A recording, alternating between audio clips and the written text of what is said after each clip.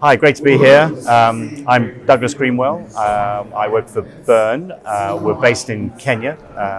We have about 1,500 people there, but we're operate across the whole of Africa.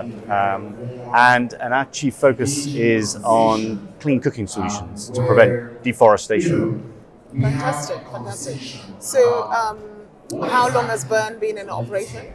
So we've been in operation in our current form for just over 10 years now. Right. We have been able to take advantage of the carbon markets, which is a way of financing the stoves and the deployment of the stoves.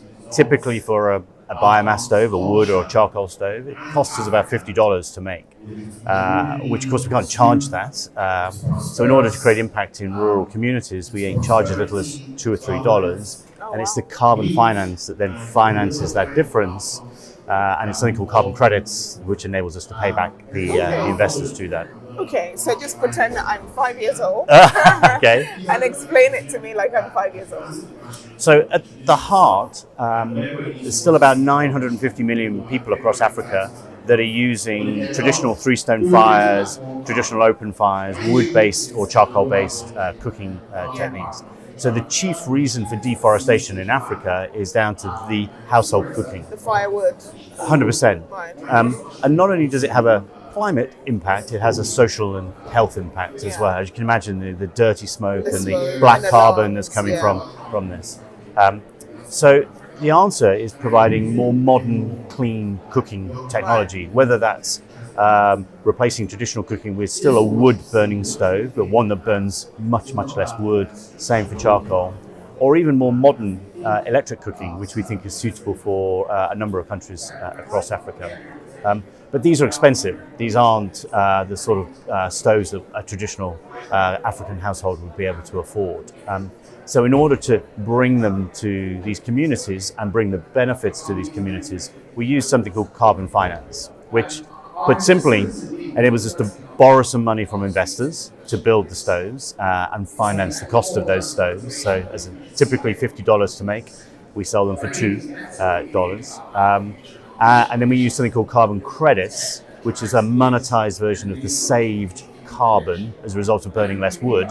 And we sell those to an open market. And that's how we return the money back to the investors and how we invest in our company to build more stoves.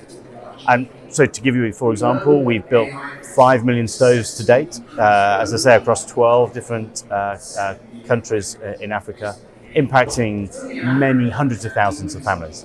Right, fantastic. Sounds complicated, but it also sounds quite clever as well. You know. It is, and I mean the nature of carbon markets, you're right, underneath it all is hugely complex. And it is a market that's still emerging and still maturing. But at the end of the day, it's a very simple idea. And the simple idea is, how do we prevent deforestation in Africa? How do we improve health? And what technology, because at the end of the day it's modern cooking technology can we provide that solves both of those solutions. Okay, so are you the founder of Burn? No, I'm not. You're not. Okay. I'm the commercial director of Burn, so I have the responsibility of raising the finance and then selling the resulting carbon credits. Fantastic. And so I asked that because I'm always curious about the founder story. Like what was the idea that led to the creation of that? So Peter Scott is the founder, and he's still the chief executive of the organisation.